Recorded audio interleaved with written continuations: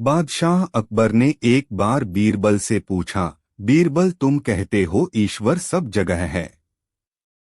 बीरबल बोले, हाँ बादशाह, ईश्वर हर जगह है, इसमें कोई शक नहीं है। अकबर ने अपनी एक हीरे की अंगूठी निकाली और बीरबल से पूछा, क्या इस अंगूठी में भी तुम्हारा भगवान है? बीरबल ने जवाब दिया, हाँ बादशाह, वह इस अंगूठी में भी अवश्य है। बादशाह बोले, तुम मुझे इसमें दिखाओ। बीरबल के पास कोई जवाब नहीं था। उसने कुछ समय मांगा। बादशाह ने उसे 6 महीने का समय दिया। बीरबल घर पहुंचा। वह परेशान था। वह जानता था कि इस समस्या का कोई न कोई हल तो है, लेकिन वह जानता नहीं था। वह बिना उत्तर ढूंढे बादशाह का सामना नहीं करना चाहता था। वह कमजोर हो गया। इस घटना के कुछ समय बाद एक छोटा भिखारी लड़का उसके घर पर भिक्षा के लिए आया। उसने बीरबल से पूछा, आपको क्या परेशानी है? आप इतने उदास और परेशान क्यों हैं? आप एक बुद्धिमान व्यक्ति हैं। ऐसे व्यक्ति के उदास होने का कोई कारण नहीं हो सकता है। खुशी और प्रसन्नता बुद्धिमान व्यक्ति की विशेषताएं हैं। सच, बीरबल बोले, मेरा दिल यह सुनकर खुश हुआ, लेकिन बुद्धिमानी को शब्दों में नहीं बांधा जा सकता। बीरबल ने फिर उसके और बादशाह के बीच हुई पूरी बात बताई। क्या आप इस बात के लिए परेशान हो रहे हैं? मैं तुम्हें इस बात का जवाब एक पल में दे सकता हूँ, लेकिन क्या आप मेरी बादशाह से व्यक्तिगत रूप से बात करवा सकते हैं? बीरबल राजी हो गए और उस लड़के को शाही दरबार में ले जाकर बादशाह को बोले, जहांपना, आपके प्रश्न का उत्तर ये छोटा बालक भी दे सकता है। अकबर ने उस लड़के के साहस की प्रशंसा की और उत्तर सुनने को व्याकुल हुए।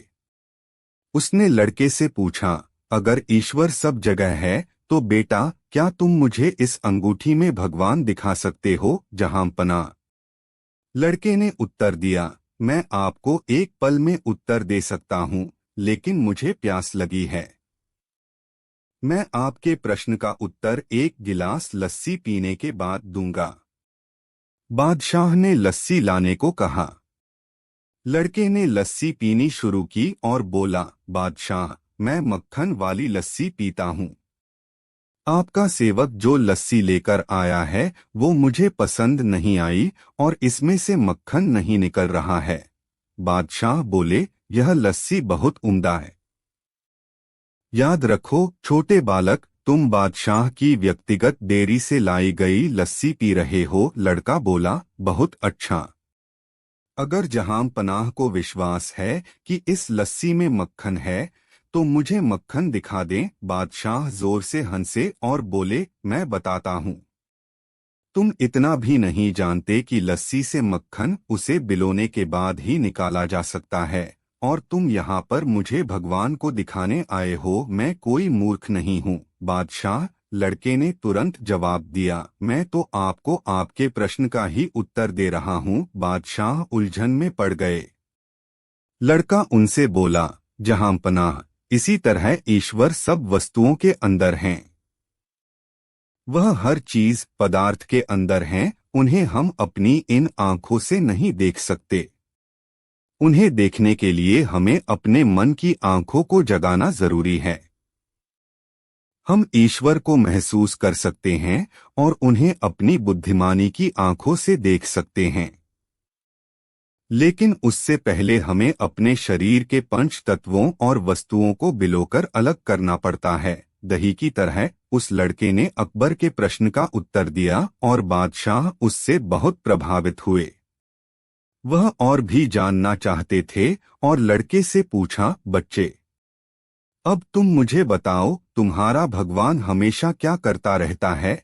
बालक भिक्षुक बोला, जहांपनाह, यह ईश्वर ही है जो हमारी संवेदनाओं को शक्ति देता है, हमारे दिमाग को समझ देता है, हमारे शरीर को ताकत देता है, और यह उन्हीं की शक्ति है जिससे हम जीते और मरते हैं। मनुष्य सोचता है कि वही कलाकार है और अपनी कलाओं का आनंद लेता है, लेकिन मनुष्य तो उस शक्ति के हाथों की कठपुतली है, उसकी सोच से ही सल्तनत ऊपर उठती है और गिर जाती है। करोड़पति गरीब बन जाता है और गरीब करोड़पति उसे महसूस करने के लिए हमें अपने आप को उसे समर्पित करना पड़ता है। बादशाह के लिए एक छोटे भिक्षुक से ये सब सुनना एक नया अनुभव था। अकबर अपने विचारों में लचीलापन रखते थे और इस छोटे हिंदू भिक्षुक की बातें सुनकर ही शायद वह धार्मिक व प्रशासनिक बातों पर विचार विमर्श के लिए मुस्लिम फकीरों और मौलवियों के साथ हिंदू विद्वानों को भी आमंत्रित करने लगे। शिक्षा अवांछनीय स्थिति में चतुराई से पेश आना चाहिए। यदि हमें किसी समस्या का हल न मिले तो इसका अर्थ यह नहीं कि उस समस्या का कोई हल नहीं है। ऐसे में अपने अधीन और साथ काम करने वालों के साथ मिलकर समस्या का हल खोजा जा सकता है। एक बार बादशाह अकबर के दिमाग में यह बात आई कि कोई ऐसी बात बीरबल के सामने रखी जाए जिसकी समस्या का निदान उसके पास न हो। वह देखना चाहते थे कि ऐसे अवसर पर उनकी बुद्धि क्या कार्य करती है। यह सोचकर उन्होंने बीरबल से कहा, एक असाध्य रोग के लिए वैद्यराज जी ने एक दवा बैल के दूध में इस्तेमाल करने की राय दी है। आथा तुम कहीं से बैल का दूध लाकर दो, बीरबल ने कहा। जैसा हुक्म जहांपना, लेकिन तलाश करने में कुछ समय लग सकता है। बादशाह ने कहा, ठीक है, मैं तुम्हें 2-4 दिन का वक्त देता हूँ।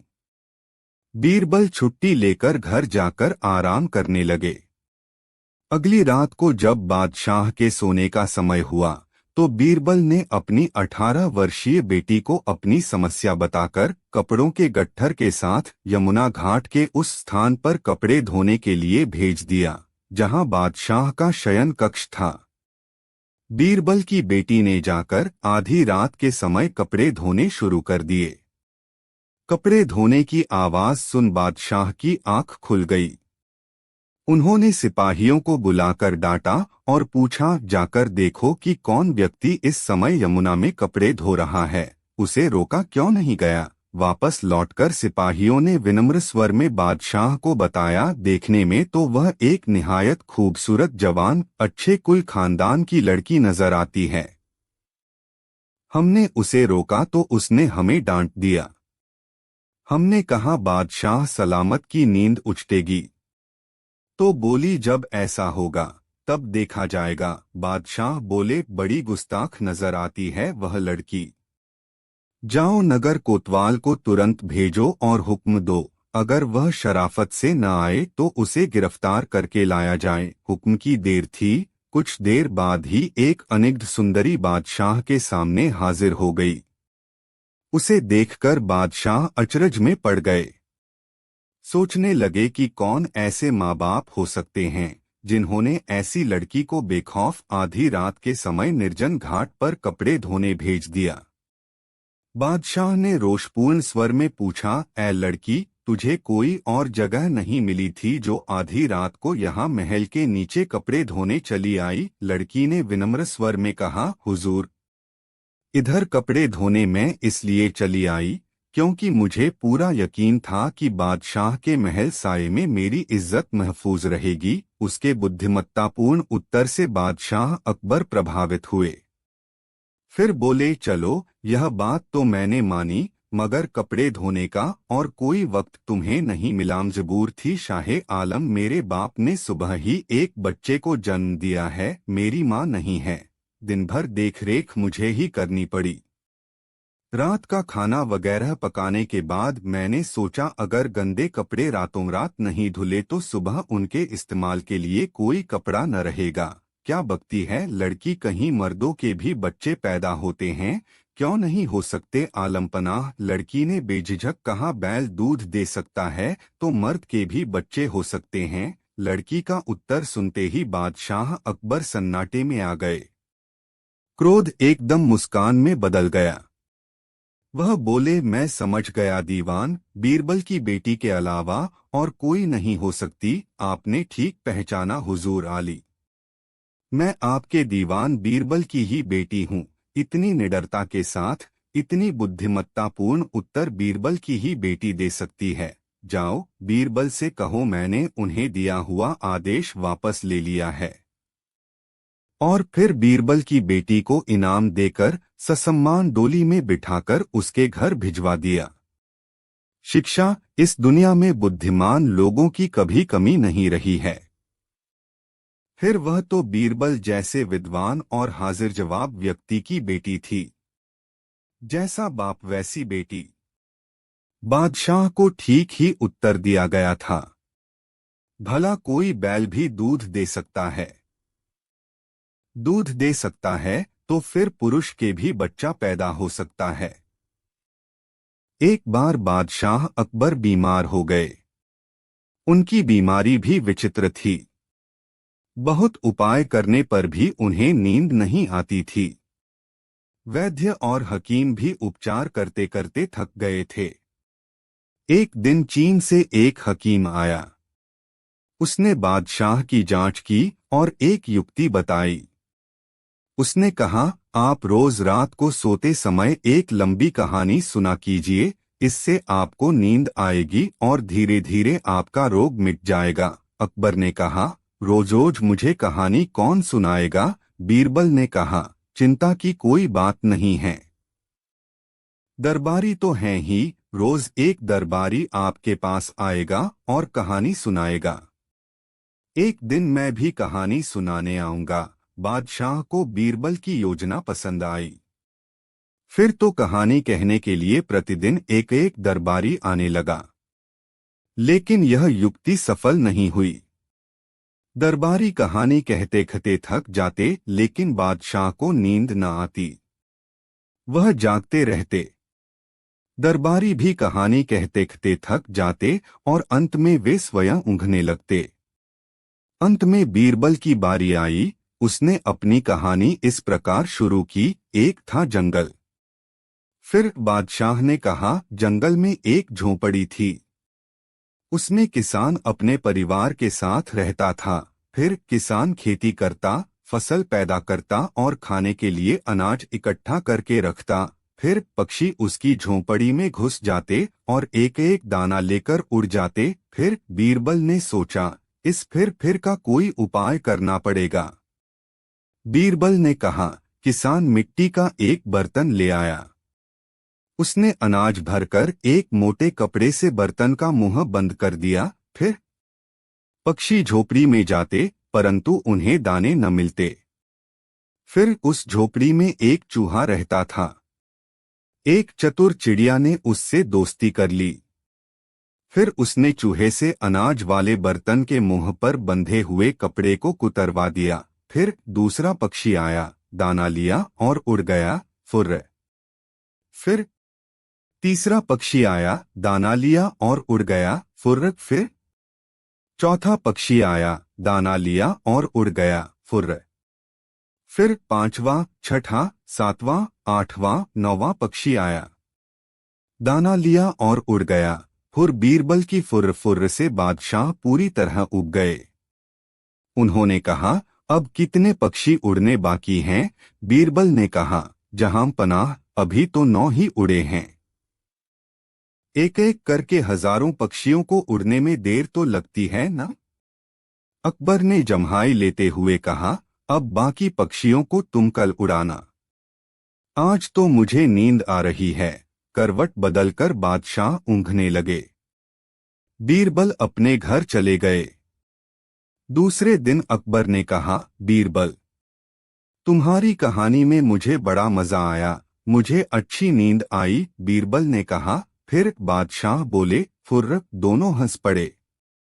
शिक्षा, कुछ लोगों को जब तक दर्पण न दिखाया जाए तब तक उन्हें समझ नहीं आता कि वे क्या कर रहे हैं।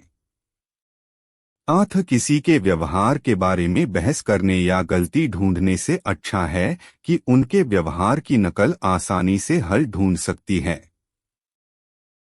आगरा शहर में एक अमीर व्यक्ति रहता था, लेकिन वह बहुत कंजूस था। बहुत से लोग प्रतिदिन उसके घर के बाहर भीड़ लगाते और उससे कुछ दया की उम्मीद करते, लेकिन उन्हें निराश होकर लौटना पड़ता। वह उन्हें झूठे वादे देकर वापस भेज देता, लेकिन कभी उन्हें पूरा नहीं करता। एक दिन एक कवि रायदास उसके घर आया और बोला कि वह अपनी कुछ कविताएं सुनाना चाहता है। उस अमीर आदमी को कविताओं का शौक था, तो उसने कवि को आज्ञा दे दी। रायदास ने एक एक कर अपनी कविताएं सुनाई। अमीर आदमी को सब सुनकर अच्छा लगा, विशेषकर इसलिए क्योंकि वे कविताएं कवि ने अमीर आदमी पर लिखी थी। उन कविताओं में अमीर आदमी की तुलना धन के देवता कुबेर से की थी। उन दिनों यह चलन था कि अमीर आदमी और राजा कवि को उनकी प्रेरणा के लिए उन्हें इनाम देते थे, क्योंकि गरीब कवियों की कमाई का यही जरिया था। इसलिए उस अमीर आदमी ने रायदास को उपहार देने का वादा कर अगले दिन आने को कहा। रायदास खुश होकर घर चला गया। अगली सुबह जब कवि उसके घर पहुंचा, तो अमीर आदमी ने कहा कि उसने तो उसे कभी देखा नहीं। रायदास ने जब उसे उसका वादा याद दिलाया, तो वह बोला, रायदास एक अच्छा कवि है, और यदि एक अमीर व्यापारी उसकी तरह कवि को इनाम देना चाहता तो उसी रात दे देता। रायदास बहुत परेशान हो गया, लेकिन वह कुछ नहीं कर सकता था, इसलिए चुपचाप वहां से चला गया। घर जाते समय उसने देखा कि बीरबल घोड़े पर सवारी कर रहे हैं। उसने बीरबल को रोककर पूरी बात बताई और मदद मांगी। बीरबल उसे अपने घर ले आया और एक योजना बनाई। बीरबल ने रायदास को अपने एक दोस्त के घर जाने को कहा और बोले, अपने मित्र को आने वाली पूर्णिमा को दावत देने को कहो, जिसमें उस अमीर आदमी को भी निमंत्रण दे। बीरबल ने रायदास को शांत होकर घर जाने को कहा। रायदास का एक मित्र था मायादास। वह उसके पास गया और उसे पूरी योजना बताई। अगले दिन मायादास उस अमीर आदमी के घर पहुंचा और उसे दावत का निमंत्रण दिया। दावत आने वाली पूर्णिमा को रखी गई।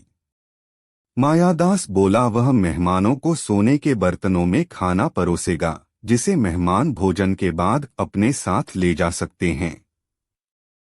अमीर आदमी को यह सुनकर बड़ा अच्छा लगा। पूर्णिमा के दिन सूर्यास्त के बाद वह अमीर आदमी मायादास के घर पहुंचा और यह देखकर हैरान रह गया कि वहां पर रायदास के अलावा कोई मेहमान नहीं था।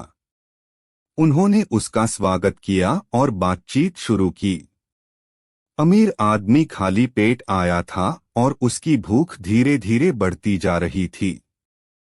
रायदास और मायादास ने उसके आने से पहले ही भोजन किया था।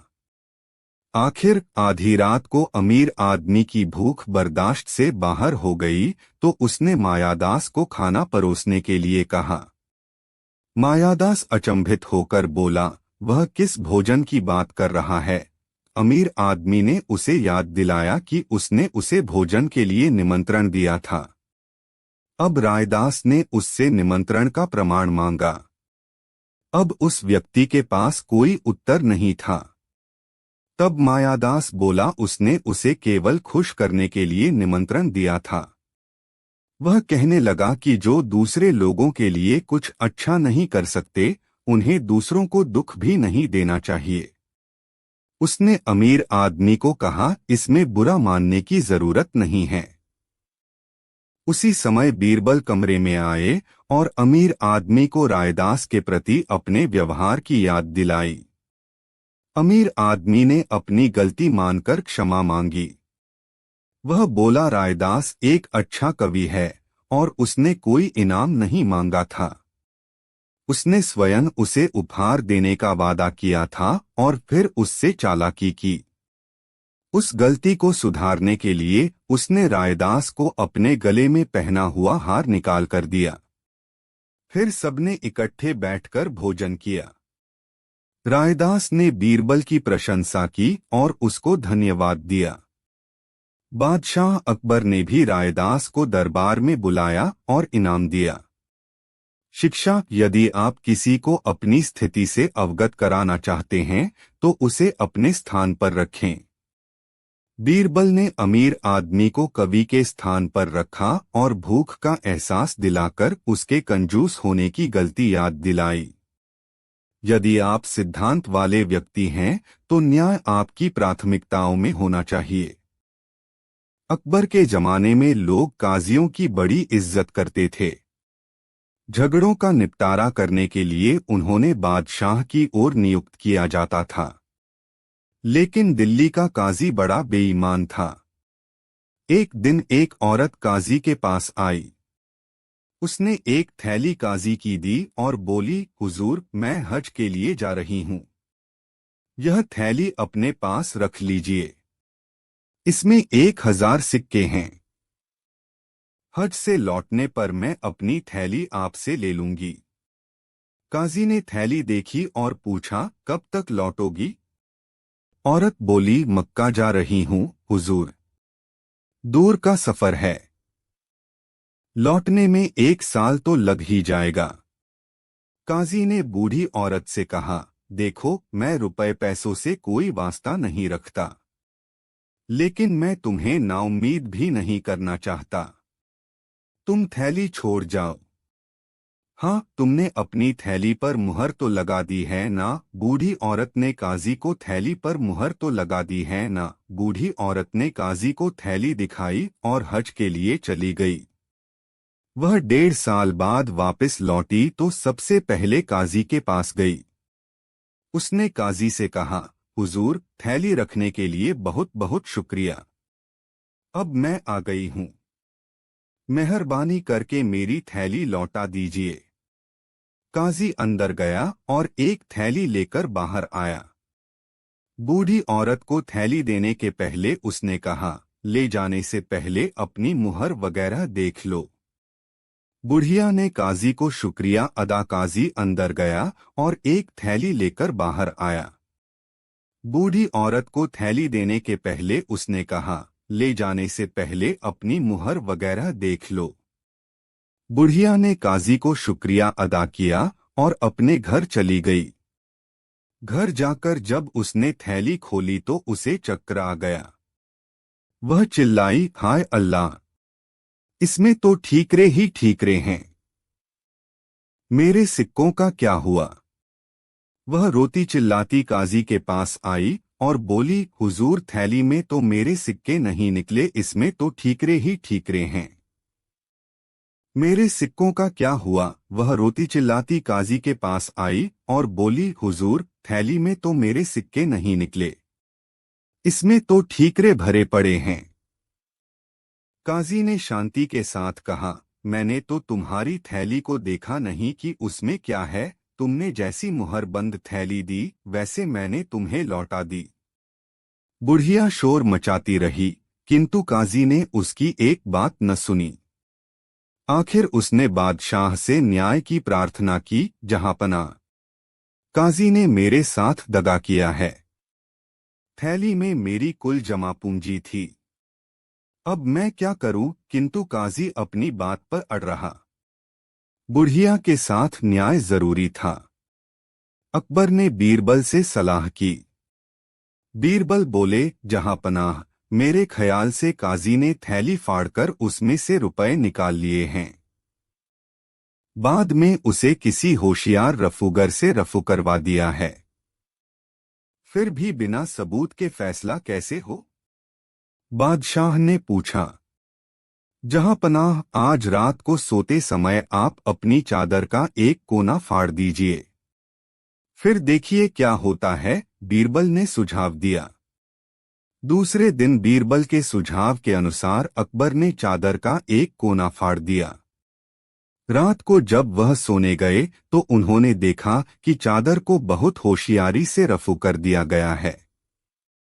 उसे देखकर यकीन ही नहीं होता था कि यह कभी फटी भी थी। अकबर ने पहरेदार को बुलाया और पूछा, इसे किसने रफू किया है? पहरेदार ने सफाई दी, जहांपनाह, मेरी खता माफ हो। सजा पाने के डर से मैं शहर के सबसे होशियार रफूगर के पास गया था, उसी ने इसे रफू किया है। ठीक है, अब तुम जाओ और कल को उस रफूगर को दरबार में हाजिर करो। अकबर ने हुक्म दिया। दूसरे दिन रफूगर को दरबार में लाया गया। बादशाह ने उससे पूछा, यह बताओ, कुछ दिन पहले तुमसे किस किसने काम कराया था? रफूगर ने कांपते हुए कहा, जहांपनाह, काजी साहब ने। मैंने उनकी ठीकरों से भरी थैली रफू की थी। इसके बाद काजी को दरबार में बुलाया गया। वहां रफूगर को देखकर उसके होश गुम हो गए। वह जमीन पर गिड़गिड़ाने लगा, जहांपनाह, मैं कबूल करता हूं कि इस औरत के सिक्के मैंने ही लिए थे। अकबर ने हुक्म दिया, काजी, तुम्हें बर्खास्त किया जाता है। इस बुढ़िया को चुकाने के बाद तुम्हारे पास जो भी दौलत बचेगी उसे शाही खजाने में जमा कर दिया जाएगा। इस इंसाफ से बुढ़िया बहुत खुश थी। अकबर अपने प्रिय बीरबल के बारे में सोच रहे थे। एक साधु था जो अपने इलाके में बेहद ईमानदार समझा जाता था। उसके किया कि तीर्थ यात्रा हो आऊं। यही सोचकर उसने घर का सारा कीमती सामान बेच दिया और नकदी में से कुछ अपने खर्चे के लिए रखकर उस पर लाख की सील लगा दी और साधु के पास जाकर बोली, महाराज जी, आप बड़े ही ईमानदार आदमी हैं। यही सोचकर मैं आपके पास आई हूँ। दरअसल मैं तीर्थ यात्रा पर जाना चाहती हूँ। आप मेरी ये थैली रख लें, इसमें 1000 मोहरें हैं। मैं यात्रा से वापस आकर अपनी अमानत ले लूंगी। साधु ने थैली रख ली।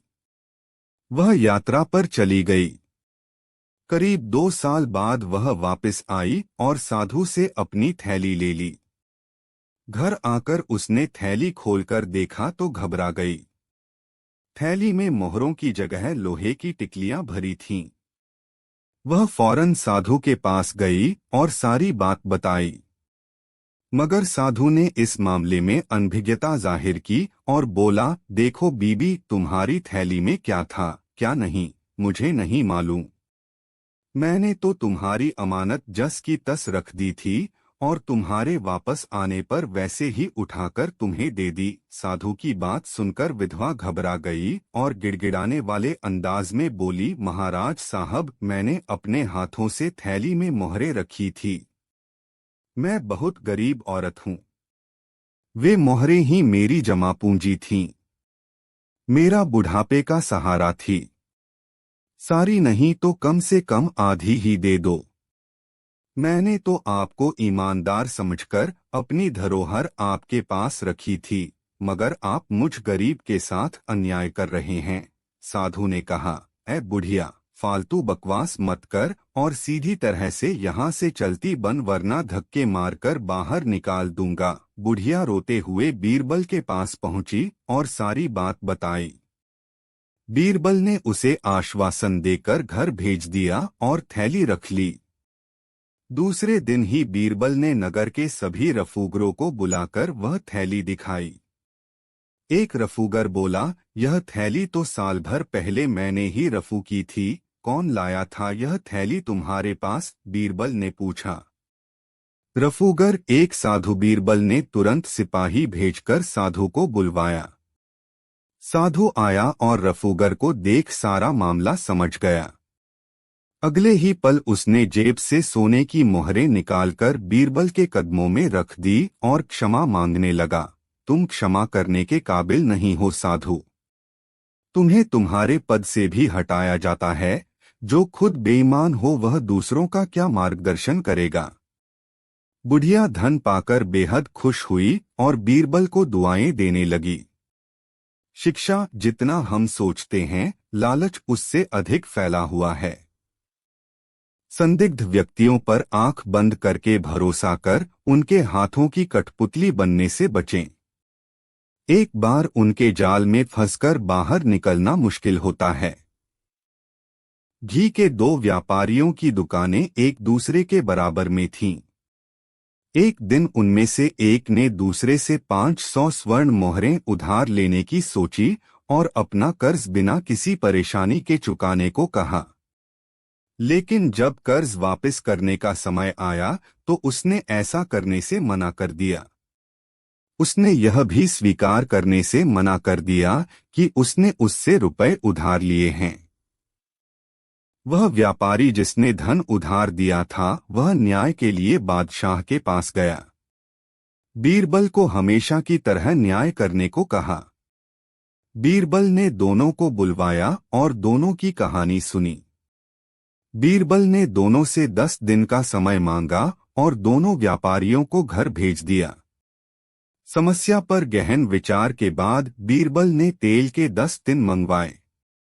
हर टिन में 10 किलो तेल था और उनमें से 2 में बीरबल ने सोने के सिक्के डाल दिए। तब उसने 10 टिन अलग अलग 10 व्यापारियों को दिए और उनकी कीमत पता करने को कहा। उन्हें वे टिन घर ले जाने और 3 दिन बाद वापस आने को कहा। बीरबल ने सोने के सिक्के वाले दोनों बर्तन घी व्यापारियों को दे दिए। वह व्यापारी जिसने धन उधार दिया था वह ईमानदार था और उसने सोने का सिक्का लौटा दिया। लेकिन उसके बेईमान पड़ोसी को सिक्का मिला तो उसने उसे अपने बेटे को दे दिया। निश्चित दिन पर सभी 10 व्यापारी तेल लेकर बीरबल के पास आए और उन्हें मूल्य के बारे में बताया। बीरबल ने उस व्यापारी के टिन को ध्यान से देखा जो अपना कर्ज नहीं चुकाना चाहता था और यह भी देखा कि सिक्का गायब होने के साथ उसमें से कुछ तेल भी कम था। जब बीरबल ने इस बारे में पूछा तो व्यापारी ने जवाब दिया कि जब मैंने इसे परखने के लिए गर्म किया होगा यह तब कम हो गया होगा। बीरबल बोले, अच्छा यह बात है, चलो मैं देखता हूँ।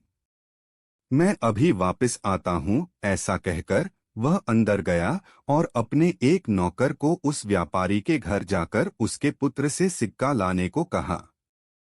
बहुत जल्द वह लड़का सोने के सिक्के के साथ दरबार में आ गया और तुरंत उससे बीरबल ने पूछा, क्या तुम वे 5 सिक्के लेकर आए हो जो तुम्हारे पिता को तेल में मिले थे?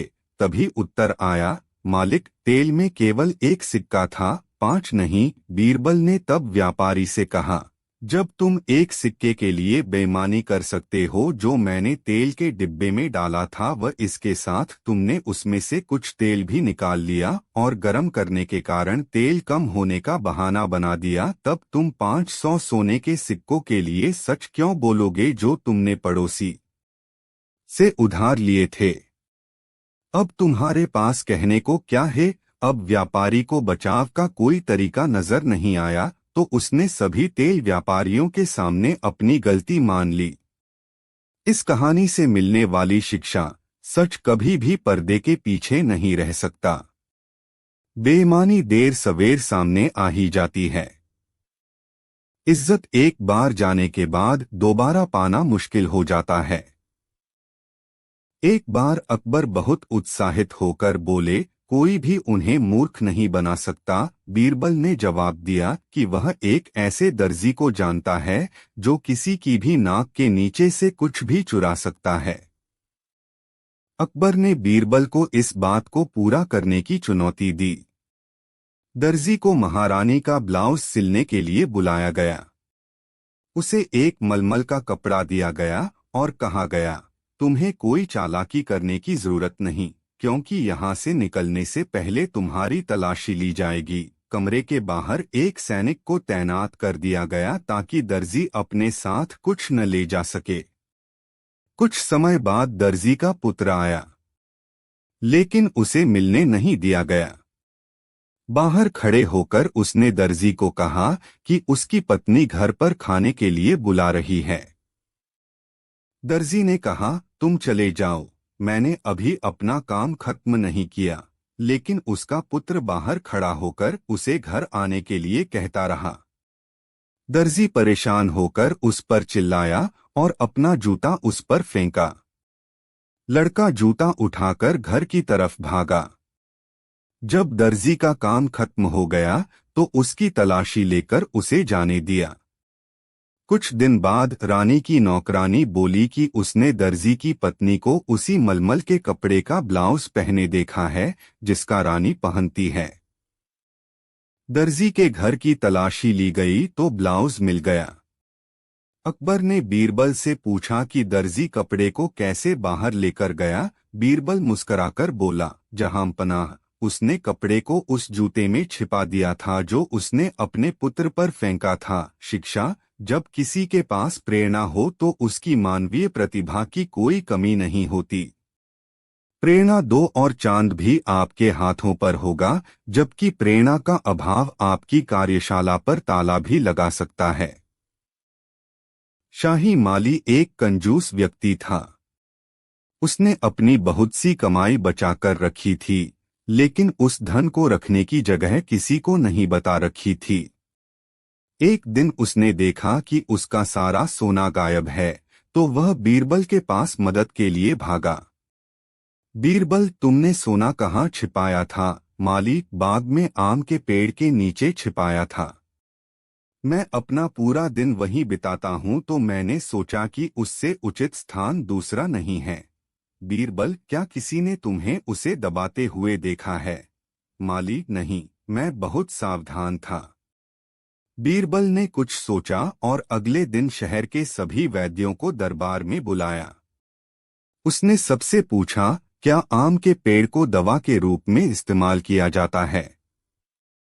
एक ने जवाब दिया, फल तो प्रयोग होता है, लेकिन पत्तों और फूलों का कोई उपयोग नहीं होता है। लेकिन एक वैद्य बोला, जड़ का भी उपयोग होता है। अभी 2 दिन पहले मैंने एक पीलिया के मरीज को ठीक किया है। बीरबल, तुम्हारा मरीज कौन था? वैद्य, एक व्यापारी, हसन। बीरबल हसन से मिलने गया और पूछा, तुम्हारे इलाज के लिए पेड़ की जड़ कौन लाया? हसन, मेरा नौकर। बीरबल, उसे बुलाओ। जब नौकर आया, बीरबल ने उसे कहा, अगर तुमने सोना नहीं लौटाया तो तुम्हें फांसी दी जाएगी। नौकर ने तुरंत कबूल किया और थैला लौटा दिया। शिक्षा, लापरवाही से धन की हानि करना आसान होता है, जबकि उसे कमाना और खोए धन को पाना मुश्किल। अकबर कुछ समय से परेशान थे और कोई बादशाह की इस दशा का कारण नहीं जान पा रहा था, जो हमेशा उत्साह व जोश से भरे रहते थे। उनके राज्य में खुशहाली थी और वह शत्रुओं से भी सुरक्षित था। सभी रंग भेद जाति के व्यक्ति उन्हें चाहते थे। तब भी उनके दिमाग में कुछ तो था जो उन्हें परेशान कर रहा था। अंत में उनकी परेशानी का कारण पता चल गया। वह था उनका प्रतिदिन का भोजन। वह स्वयं ही भोजन की सूची बनाते थे। न तो रसोइये और न ही खानसामा को आरोपित किया जा सकता था। बादशाह का गोश्त और सभी प्रकार के खानों से मन खट्टा हो गया था और इस खास संतुष्टि की कमी उन्हें परेशान कर रही थी। अकबर ने बीरबल को बुलवाया और खाने की सूची बदलने को कहा। बीरबल ने रसोइये से पूछताछ कर पता लगाया कि काफी समय से बैंगन नहीं बनाए गए हैं। उन्होंने रसोइये को बैंगन लाकर वह प्रयोग करने को कहा। रसोइये ने बैंगन की चटनी, सलाद, सूप और अन्य लजीज व्यंजन बनाकर पेश किए। अकबर ने हर व्यंजन को स्वाद लेकर खाया और बीरबल की खूब प्रशंसा की। अब तो बैंगन का नाश्ता, बैंगन का भोजन बनने लगा, पर कुछ दिन बाद बादशाह फिर उकता गए। अब फिर उन्होंने बीरबल को बुलाया। बीरबल कुछ और बनवाते, पर उन्होंने सोचा बादशाह कुछ समय बाद फिर उकता जाएंगे। तब वह अकबर के पास गए और बोले, जहां पनाह, कमी भोजन सूची में नहीं है। यह आपके दिमाग में है, जिसकी पसंद नापसंद बदलती रहती है। आप सूची में प्रतिदिन बदलाव लाइए और हर चीज को स्वाद से खाइए। एक बार आपका दिमाग प्रशिक्षित हो जाएगा तो आपको दोबारा ऐसी परेशानी नहीं होगी। शिक्षा, हम सब पर विजय पा सकते हैं, पर अपने वहम पर विजय पाना मुश्किल है, लेकिन उसी से ताकत, शांति और आनंद भी मिल सकता है। अपने दिमाग को संतुलित कर हम जीवन के विभिन्न आयामों में संतुलन कर सकते हैं। एक बार एक पंडित अकबर के दरबार में आया और बादशाह से बोला, वह उसके दरबारियों की बुद्धि की परीक्षा लेना चाहता है। अकबर ने उसे आज्ञा दे दी। सभी दरबारी नियत समय पर इकट्ठे हो गए। पंडित ने उसके सामने एक ढका हुआ मटका रखा और पूछा, बताओ इसमें क्या है। चारों तरफ सन्नाटा था। तभी बीरबल आगे आए। उन्होंने मटके का ढक्कन हटा दिया और बोले, इसमें कुछ नहीं है, लेकिन तुमने इसे खोल दिया। पंडित बोला, तुमने यह तो नहीं कहा था कि इसे खोलना नहीं, बीरबल ने जवाब दिया। पंडित बहुत निराश हुआ और बादशाह को सलाम करके चला गया। शिक्षा हमारा दिमाग उन अवरोधों को खोजता है जो होते ही नहीं हैं। हमें उन नियमों को नहीं सोचना चाहिए जिनका अस्तित्व ही नहीं है। पहले से बनी भ्रांतियों के कारण हम समस्या का हल नहीं खोज पाते। इसके साथ हमें अपने आसपास के लोगों की काबिलियत को कम नहीं समझना चाहिए। हर किसी के पास अपने स्रोत होते हैं। एक दिन अकबर अपने दोस्तों के साथ बैठकर बातचीत कर रहे थे और उनके आसपास पूरे देश के समझदार, अच्छे और सृजनात्मक व्यक्ति थे। वे कह रहे थे, अकबर ने बीरबल को थप्पड़ मारा बिना किसी कारण के। लेकिन बादशाह को तो कोई थप्पड़ नहीं मार सकता। लेकिन वह थप्पड़ कहाँ गया। तभी बीरबल ने अपने साथ खड़े व्यक्ति को थप्पड़ मारा। सबने सोचा, यह तो अजीब है। अब जिस व्यक्ति को थप्पड़ लगा उसने अनोखा उत्तर दिया। उसने पूछने की बजाय अपने साथ खड़े व्यक्ति को थप्पड़ मारा। और उस व्यक्ति ने सोचा शायद यह दरबार का चलन है, तो उसने अगले व्यक्ति को थप्पड़ मारा। इस तरह थप्पड़ पूरे दरबार में फैल गया। उसी रात अकबर की पत्नी ने उन्हें थप्पड़ मारा। तब उन्होंने पूछा, आपने मुझे क्यों मारा। वह बोली, यह क्या प्रश्न है, यह तो एक खेल है। अकबर बोले, तुम्हें किसने कहा यह एक खेल है। वह बोली, हमने पूरा दिन सुना कि आपके दरबार में एक अनोखा खेल शुरू हुआ है, जिसका नियम यह है कि जो आपको मारे आप उसे वापस नहीं मार सकते, आपको किसी और को ढूंढना पड़ता है। और किसी ने मुझे थप्पड़ मारा, इसलिए आपका थप्पड़ आपके पास वापस आ गया। अब खेल पूरा हुआ।